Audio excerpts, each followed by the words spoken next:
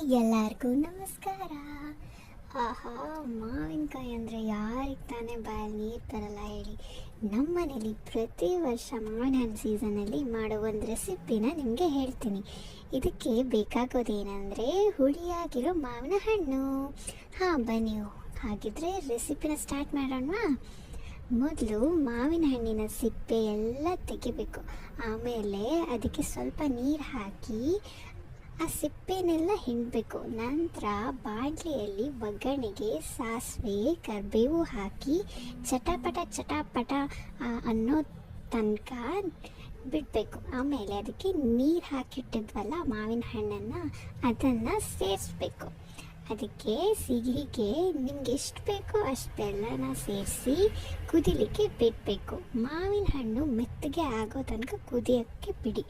ಆಮೇಲೆ ಕಾಯಿ ತುರಿ ಸ್ವಲ್ಪ